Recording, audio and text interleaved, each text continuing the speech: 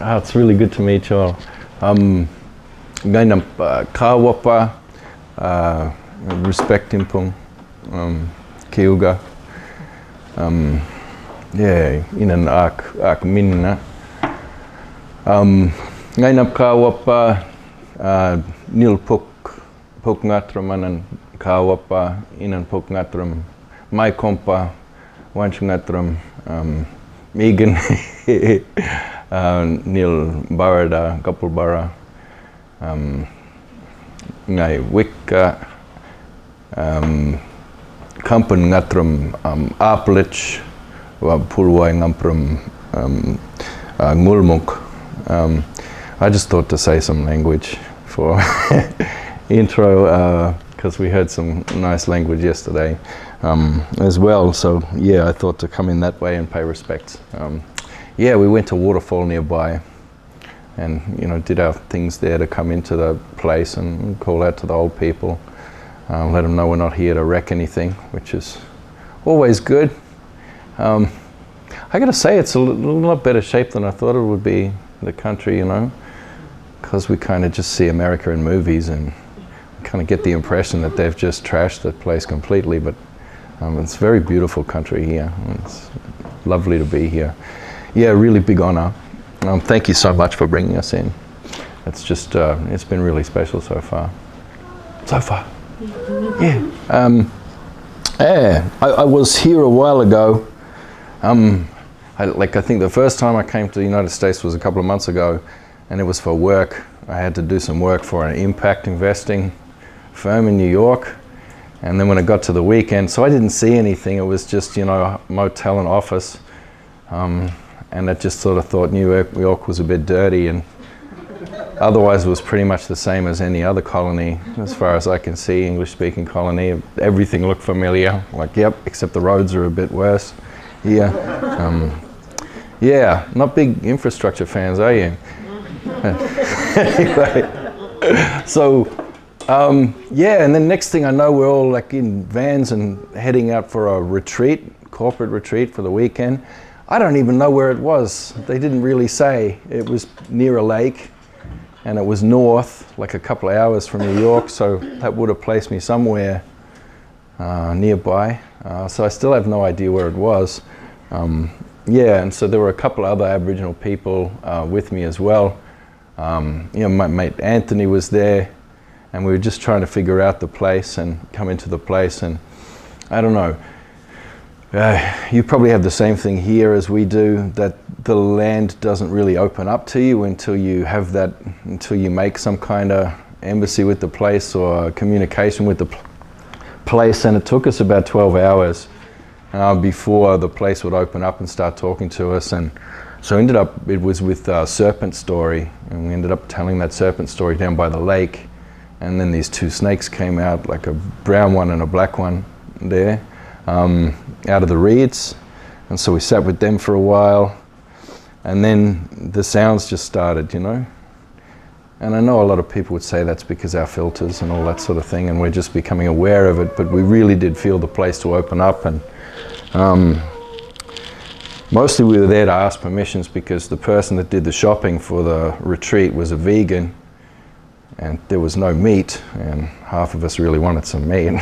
So we were sort of, we wanted to ask the place if they had any meat for us. And yeah, so it started with the snakes, and then the geese came out of the reeds, ducks, everything started happening. And then we could see where all the trails were and where the scat, different scat from foxes, and then we know how the wind's blowing there. We've got foxes in Australia too. The English brought them over to hunt. There's nothing good to hunt there. Anyway, so yeah, I know how the foxes work, and then slowly we came into the place, and I don't know, we called out and asked if we could knock just one deer. Would that be all right if we could have a deer, because we had no meat?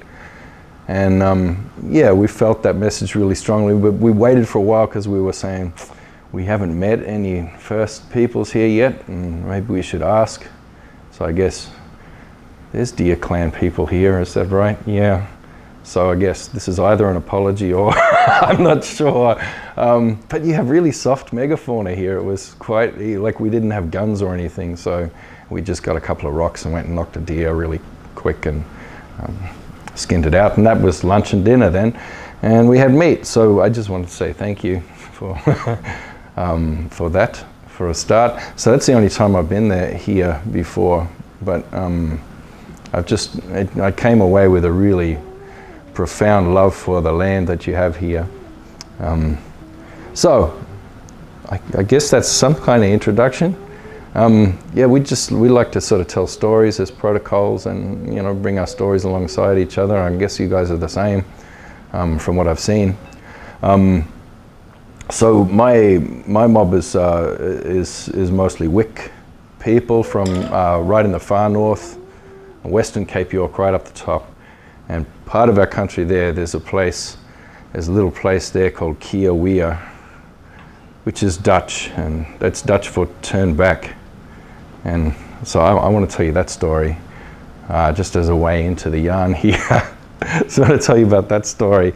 That was actually 500 years ago, around the same time bad things were kicking off here. Yeah, there was all that age of discovery. You know, science and scholarship back then, as always, it's dictated by the funding and how funding happens and your economy, the economic system that you're in. They didn't have finance yet at that stage, which was pretty good. But most of the science was done by through a patronage system. You know, so it was like some fat prince would fund your voyage or your opera or your lab, which was usually a mix of some kind of magic and and sort of art and, I don't know, trying to turn kaka into gold or whatever they were doing back then.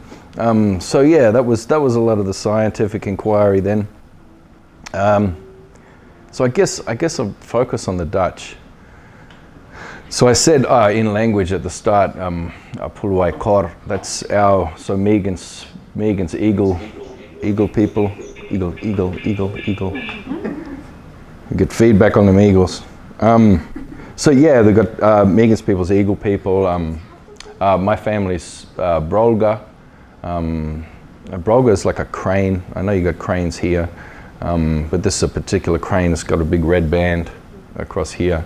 And that Brolga does, I imagine your cranes dance the same way ours do, and the ones in Europe do as well. They do amazing dances and we dance with them. Yeah, well the Dutch had that as well. This is like 500 years ago. And so those people in that economy of patronage, they were in a whole different economy, you know, which separated them from the land. You know, nature was this abstract thing, art was abstract, you know, knowledge was an abstract, you know, and they were removed from it. But the people, just the ordinary people, you know, were still very land-based in their thinking. And they had this like folk totemic triad of crane and stork and goose. And it was that folk totemic triad that brings in the spirit of the babies. You probably heard about the stork story.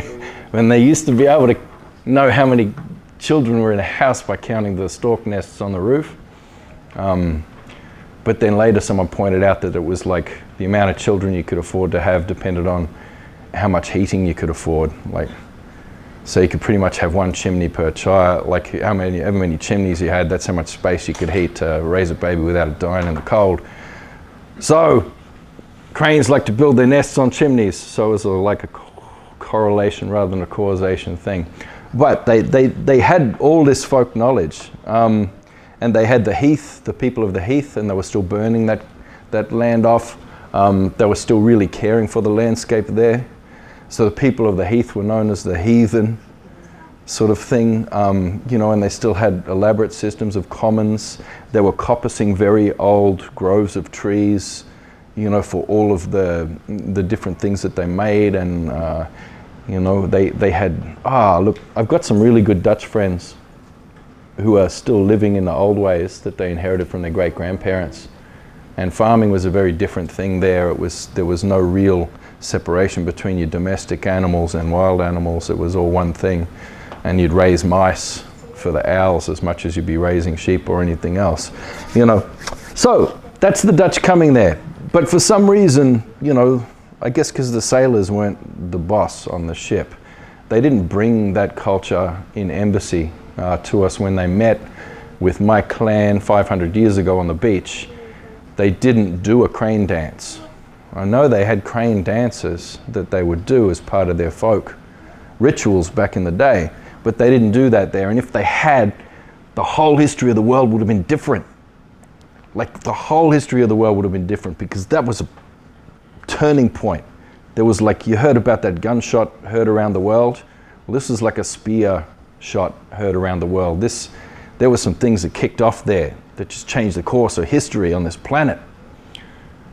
It's things that I have to apologize for, because it was kind of our fault, the global financial system right now. We made that happen right there on that beach, because they came and they were in debt, I guess, because you had to get funded under that patronage system for a voyage. And your scientists are there doing their things and piggybacking along. They get funding as well. So they were under a lot of pressure to come back with exotic goods and people and things to sell, you know. So they kind of didn't follow their culture, you know, their folk culture. They didn't make embassy culturally with us. They didn't share story or anything. They just came in and started giving us rice and soap and stuff like that. And then, of course, we had a give and give economy. They had a give and take economy of reciprocity, I guess. And I guess their bosses had a take and take economy. So anyway, they decided that in return, they'd take some women, because in their place, women were chattel. In our place, it wasn't the same, so the ladies didn't really agree with that. And some fights ensued, and we ended up spearing most of them. So all these Dutchmen got speared on this beach, and the ship had to limp back to Holland with no goods, nothing to show for the journey, just a lot of debt, and like 4 or 5 sailors trying to make the ship work to get it back. So it was a big failure, and they faced debtor's prison and all this sort of stuff. And so they had to find some kind of economic loophole to get out of the trouble that they were in, because you don't want to go to debtor's prison. That's an ugly place to be.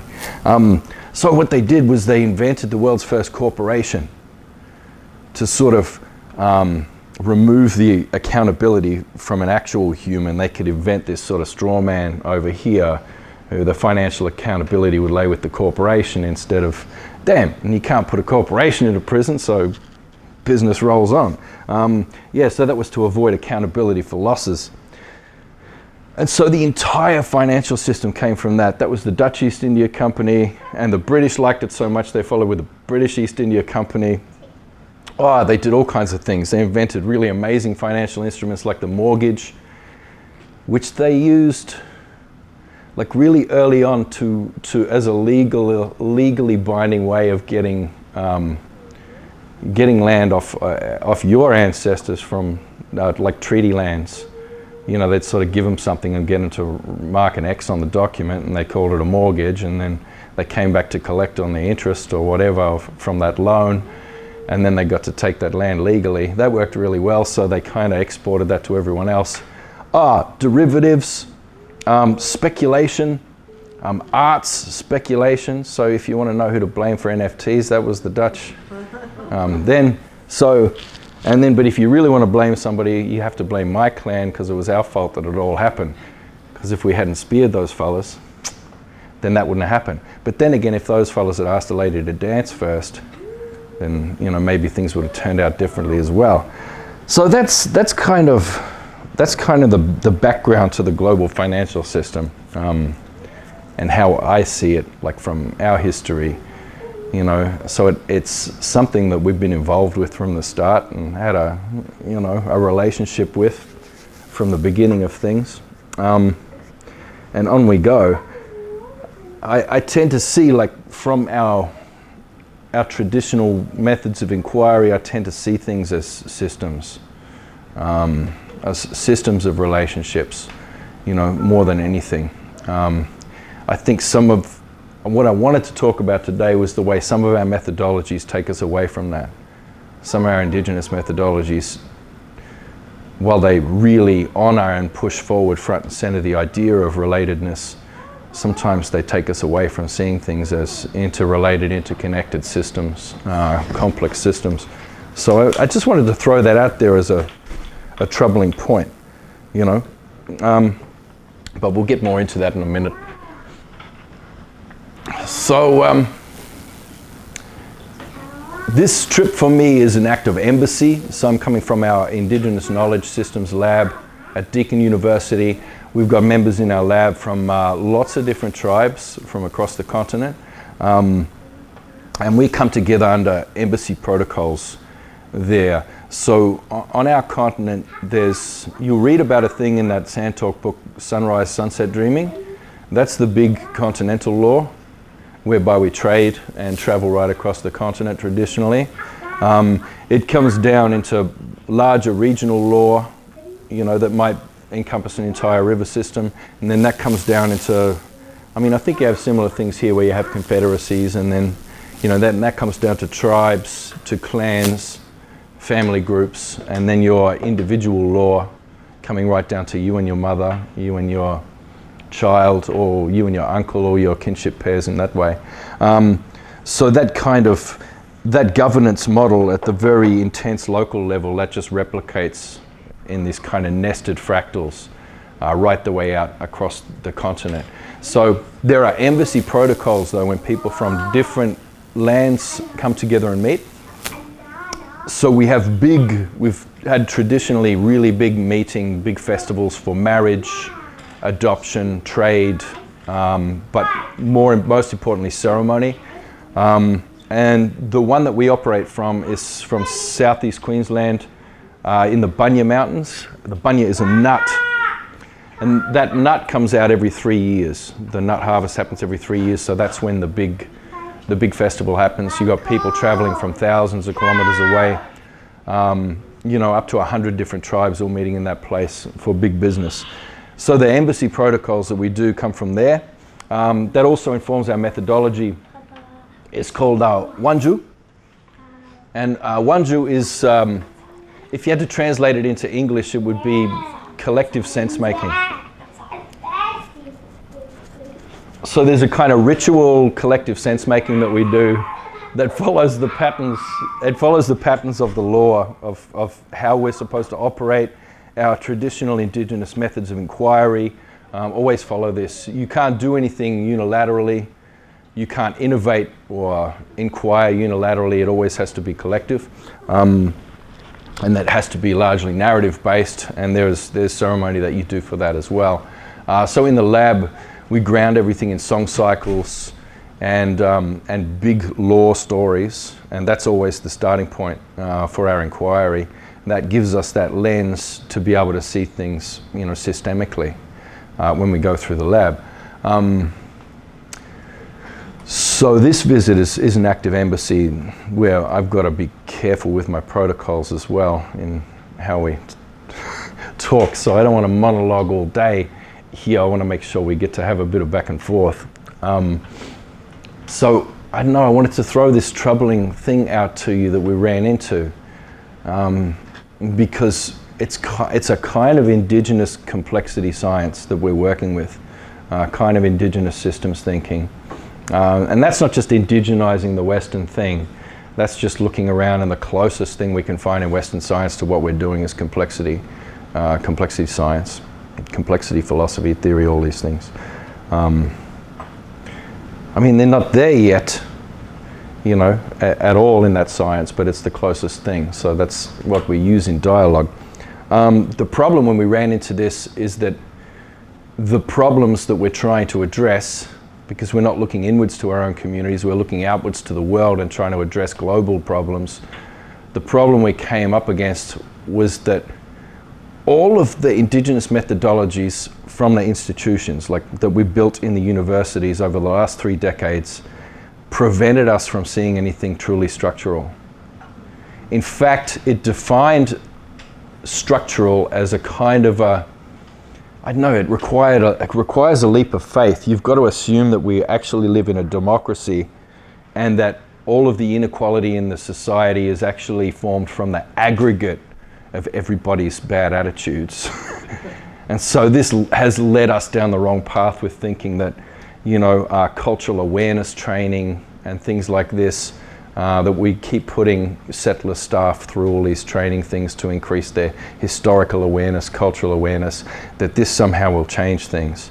A lot of our theory in post-colonial, which you guys will of course be, dipping into the same thing, you'll be decolonizing, using decolonizing methodologies, you'll be citing Linda Smith and Wilson and all kinds of people. There's limitations there because it's grounded in post-structuralist theory and deconstructivist stuff, postmodern ideas that nothing really exists outside of the text, an idea that if we change our language, we change the world. If we change the way things are said, if we change the symbols, if we change things at the level of representation, then we can actually change the system. If we change people's attitudes, then somehow the structure changes. But the structure doesn't care about that. The structure that we're operating in and that oppresses us, it has sentience all on its own, I believe. But there aren't like groups of white people somewhere like rubbing their hands together and designing that, or maybe if we talk truth to them that they'll change the system. It's like, no, that doesn't work that way. And so we've fought for like 30 years to change things in terms of representation and symbolism and changing attitudes, and that's the structural racism, and we're just looking at the ghost of a structure there. We're looking at a correlation of racism that exists in tandem with a more concrete structure. So the problem we ran into is that we weren't addressing the structure when we were looking that way, so we had to build further and build more. So that was the thing I wanted to bring an embassy here to Cornell, which I only knew about through The Office, that TV show, before recently.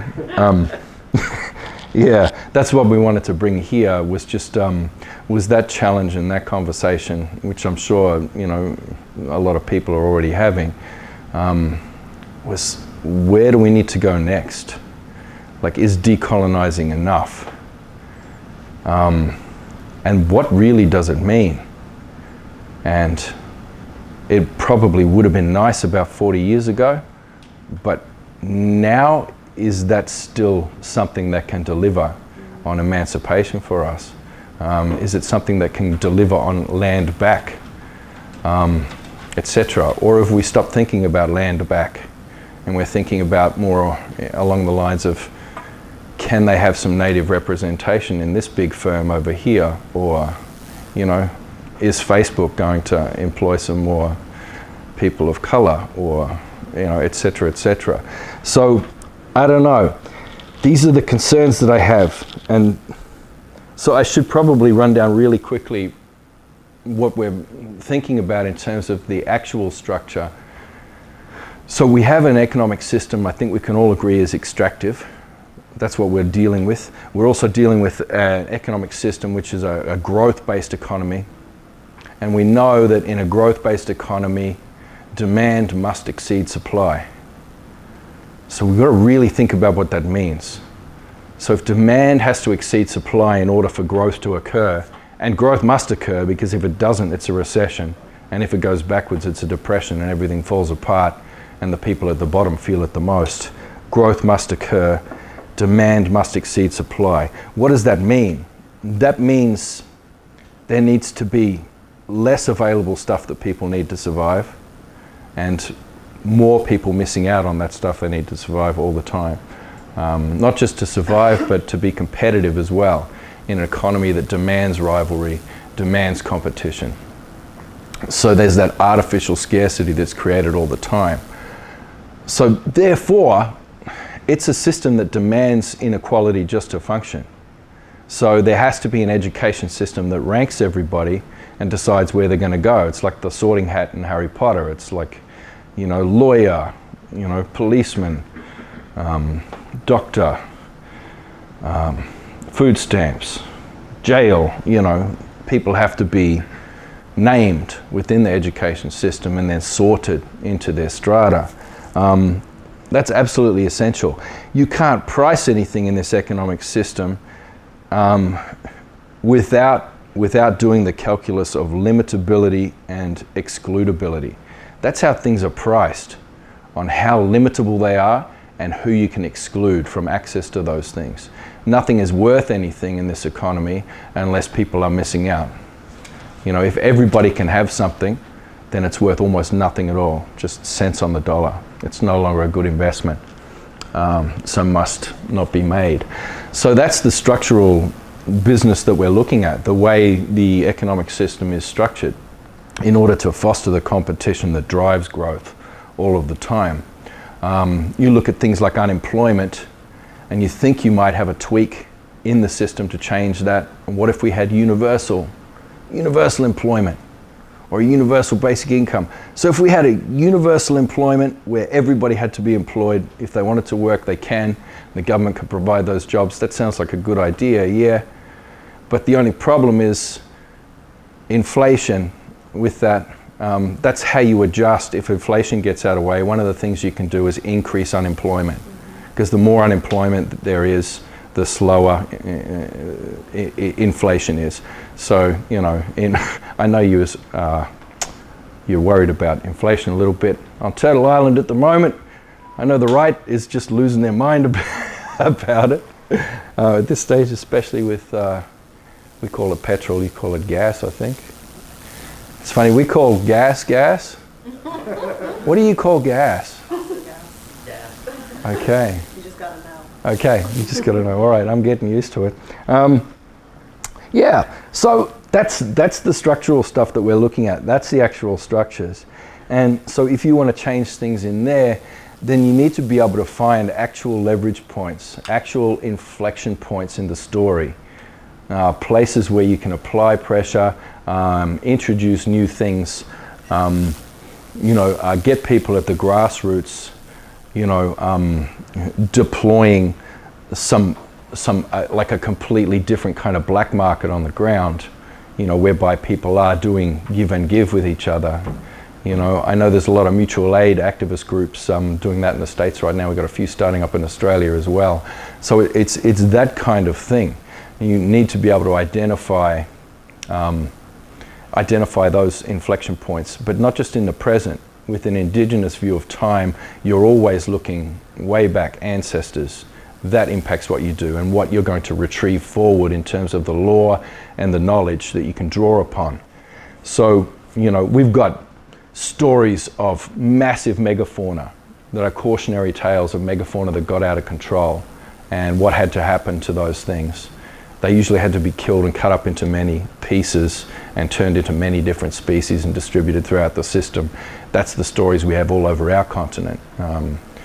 That's our kind of antitrust dreaming, if you like. We've got this, so that's our point of reference for economies of scale.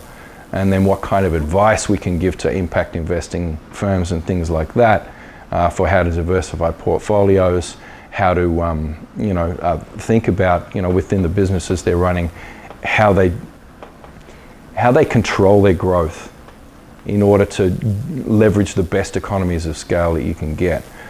So in nature you get really good economies of scale. When a system doubles in size, it gains 25% efficiency. In our cultural systems, which are they're increased ceremonial systems. We have increased ceremonies. Increase isn't about increasing the size of the system, but increasing the relationships within the system and the connections within the system.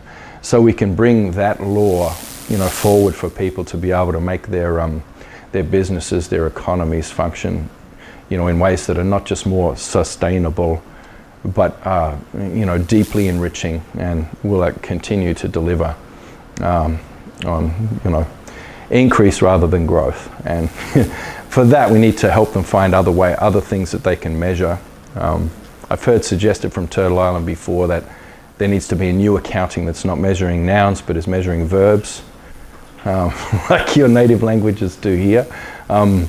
It's those things, and finding those things that actually deliver on the needs of the powerful and meet some kind of need.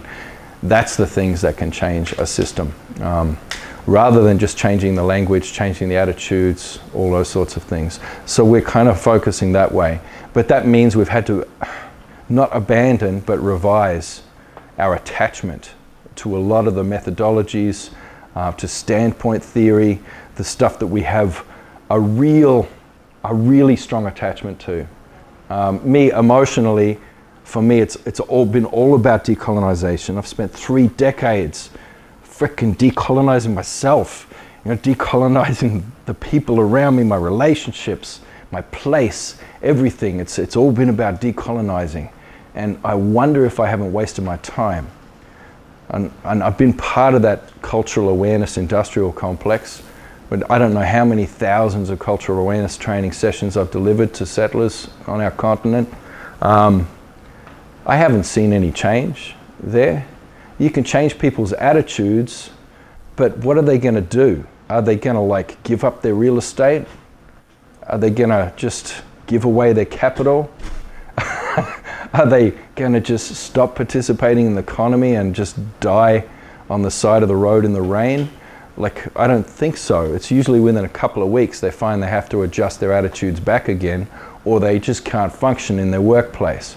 And I don't blame them for that, individually, it's not their fault. And the inequality that we experience isn't due to the bad attitudes their uncle expresses after the 3rd beer on Australia Day. That's not where it's all coming from. That is kind of,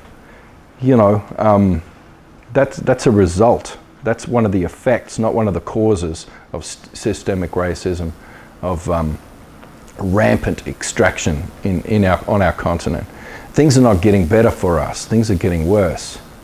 Megan's country is currently having the guts ripped out of it with fracking and all kinds of stuff, people going after gas, communities just falling apart because some people want the money and other people want to hang on to the land and make sure it doesn't get destroyed.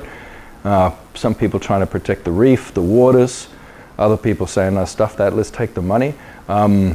It just rips our communities apart. I got the same thing on my country. It's just all bauxite that makes the aluminium for all your things that you drink out of. Cladding for houses, etc., etc. Yeah, it's just ripped. It's a horrible thing to fly back in home.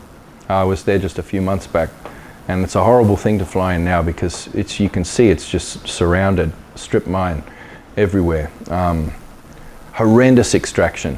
And in order to be able to keep doing that, they need to keep, extinguishing native title, limiting native title, preventing people having access to land, deploying just Soviet level surveillance and welfare policies in our remote communities that ensure that people can never be too far away from the town and the office where they have to keep reporting in all the time.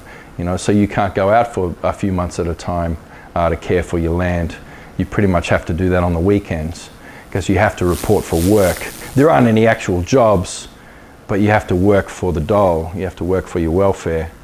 You're only allowed to work 2.5 days a week, and yeah, it's pretty minimal. And then the prices in the store are 10 times more than they are in the city. Everybody's sick. Just absolutely horrendous. But that must occur. That's not people who are just being mean, and that if I could just change the attitudes of the people delivering the programs in the community, things would change, because I've tried that for 30 years. It's not. It's much bigger. It's structural. The economy is extractive and it demands extraction. And Australia, as a nation, cannot exist with its very lucky first world status that they didn't have to earn. They don't get to be a wealthy nation without increasing that extraction all the time, which means coming in harder and harder and harder into our communities and doing worse and worse stuff all the time. Yeah, I only get home for funerals now. That's every time I go home, it's a funeral. Things are really, really, really bad, and they're not going to get better anytime soon. The extraction won't ease off. There are plans to ramp that up tenfold again just over the next decade. to try and dodge the worst of the global economic contraction that's going on. So these are the actual systemic things that are putting pressure on. And so we always say in our lab, when you get out of the shower, you don't dry your feet first. So we don't aim our inquiry at the community level to problems with our youth, or, you know, elder abuse, or, you know what I mean? We're not looking at problems on the ground in the community. We're looking to dry our hair first, because the feet will keep getting wet, you know? So we're looking further afield and looking to see what changes we can make structurally in the system. So that's the problem I wanted to put to you today, was this idea, have we gone the wrong way, going all post-structural? Have we ignored the structure, the structures that really could use an Indigenous lens, an Indigenous method of inquiry that is able to see the complexities of a system and identify where the interventions need to occur, and then perhaps do them just quietly without anybody noticing. And yeah, so anyway, that was the problem I wanted to throw you away, and I need to leave some time for people to talk back and yarn up and share stories. And it doesn't have to be a Q&A. Like, I hate Q&A, where you want to say something but you have to reform it into a question. You know, just if you want to talk, like, just talk. Yeah, so that's where we're up to. What are you thinking?